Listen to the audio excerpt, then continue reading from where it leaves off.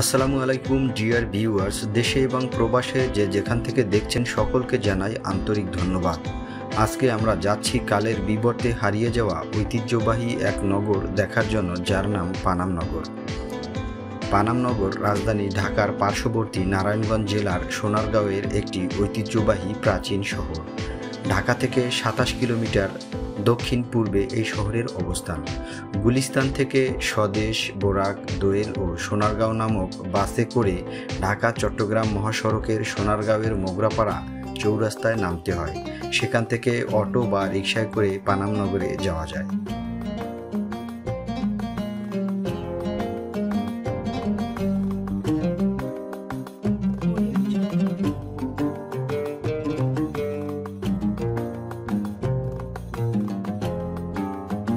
পানাম নগরে কয়েক শতাব্দী পুরানো অনেক ভবন রয়েছে, যা বাংলার ১২ ভূঁইয়াদের ইতিহাসের সাথে সম্পর্কিত।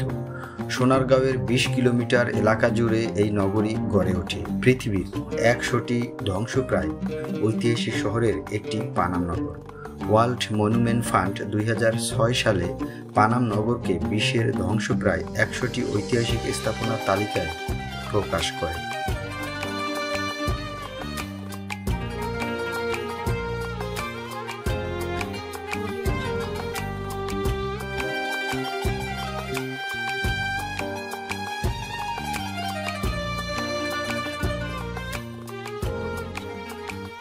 আজ থেকে ৪৫০ বছর আগে অর্থাৎ ১৫ শতকে বাংলার ১২ ভূঁইয়াদের দলপতি ঈশা খাঁ বাংলার প্রথম রাজধানী স্থাপন করেছিলেন সোনারগাঁওয়ে।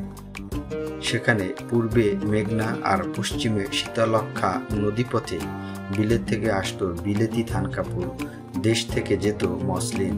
শীতলক্ষ্যা আর মেঘনা ঘাটে প্রতিদিনই ভিড়ত পালতোলা নৌকা। প্রায় ওই সময় ইস্ট ইন্ডিয়া কোম্পানির বাণিজ্যিক কার্যক্রম ও চিরস্থায়ী বন্দোবস্তের ফলে ইউরোপীয় অনুপ্রেরণায় নতুন ঔপনিবেশিক স্থাপত্য রীতিতে গড়ে ওঠে পানাম নগর।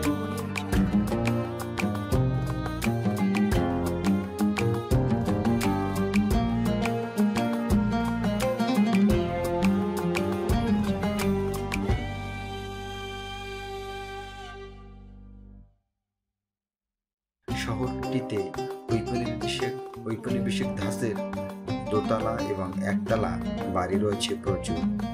মূলত পানাম ছিল বাংলার সে সময়কার ধনী ব্যবসায়ীদের বসত ক্ষেত্র। ব্যবসায়ীদের ব্যবসা ছিল ঢাকা কলকাতা জুড়ে, তারাই গড়ে তোলেন এই নগর। ১৬১১ খ্রিস্টাব্দে মোগলদের সোনারগাঁও অধিকারের পর সড়ক ও সেতু নির্মাণের ফলে রাজধানী শহরের সাথে পানাম এলাকার সরাসরি সংযোগ স্থাপিত হয়। বাংলার স্বাধীন রাজা ঈশা খাঁর পদাচারণা ছিল এই নগরীতে। সুলতানি আমল থেকে এখানে বিকশিত ছিল বাংলার সংস্কৃতি।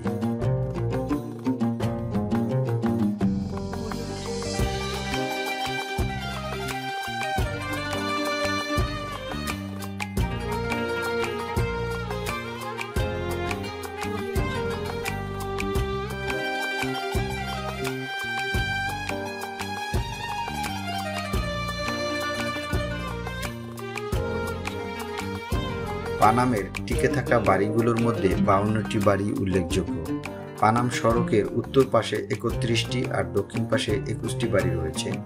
বাড়িগুলোর অধিকাংশই আয়তাকার, উত্তর দক্ষিণ বিস্তৃত, উচ্চতা একতলা থেকে তিনতলা।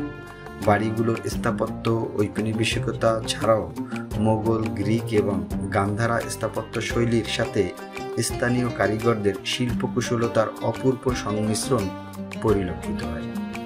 প্রতিটি বাড়ি ব্যবহার উপযোগিতা, কারুকাজ, রঙের ব্যবহার, নির্মাণ কৌশল দিক দিয়ে উদ্ভাবনী কৌশলতায় ভরপুর। ইটের সঙ্গে ব্যবহার করা হয়েছে ঢালাই লোহার তৈরি ব্র্যাকেট, ভেন্টিলেটর আর জানালার গ্রিল। মেঝেতে রয়েছে লাল, সাদা, কালো মোজাইকের কারুকাজ। প্রায় প্রতিটি বাড়িতেই খিলান ও ছাদের মধ্যবর্তী স্থানে নীল ও সাদা ছাপ দেখা যায়। এছাড়া বাড়িগুলোতে নকশা ও কাস্ট আয়রনের কাজ নিখুঁত। কাস্ট আয়রনের এই কাজগুলোকে ইউরোপের কাজের সমতুল্য বলে বিশেষজ্ঞদের অভিমত। এর সাথে আছে সিরামিক টাইলসের রূপায়ণ। প্রতিটি বাড়িরতেই অন্দারবটি ও বহির্বাটি এই দুই ভাগে বিভক্ত হয়ে গেছে। বেশিরভাগ বাড়ির চারদিকে ঘেরাটোপের ভিতরে আছে উন্মুক্ত উঠান। পানাম নগরীর পরিকল্পনাও ছিল নিখুঁত।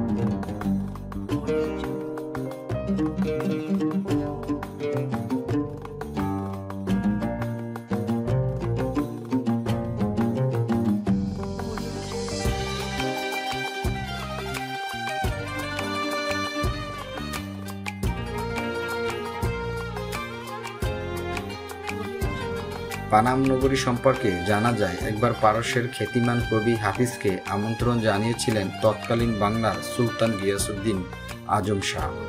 বৃদ্ধ কবি হাফিজ সে আমন্ত্রণে সাড়া দিয়ে আসতে না পেরে একটা গজল রচনা করেছিলেন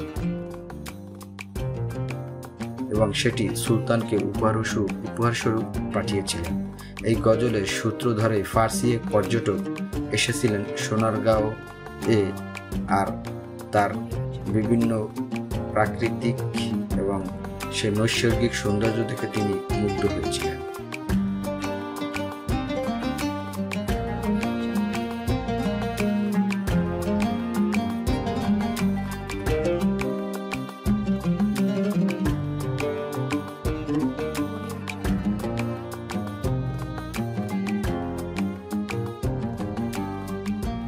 কালের বিবর্তে হারিয়ে যাওয়া পানাম নগর এখন আমাদের কাছে এক পরিত্যক্ত বিলুপ্ত নগরী ছাড়া আর কিছুই নয়।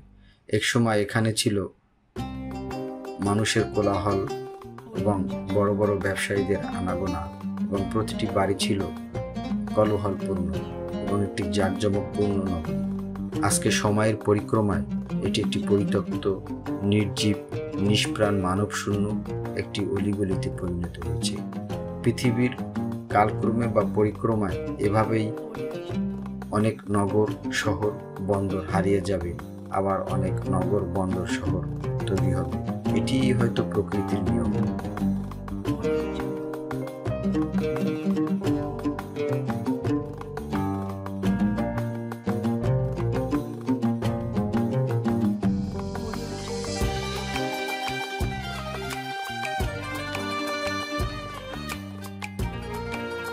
বন্ধুরা, তো আজকে এখানে শেষ করছি। যারা ভিডিওটি ধৈর্য সহকারে দেখছেন সকলকে জানাই আন্তরিক ধন্যবাদ। আর যদি ভিডিওটি ভালো লাগে তবে সাবস্ক্রাইব করে বেল বাটন অন করে দিয়ে আমাদের সাথে থাকুন। সকলের সুস্বাস্থ্য কামনা করে আজকের মতো বিদায় নিচ্ছি। আল্লাহ হাফেজ।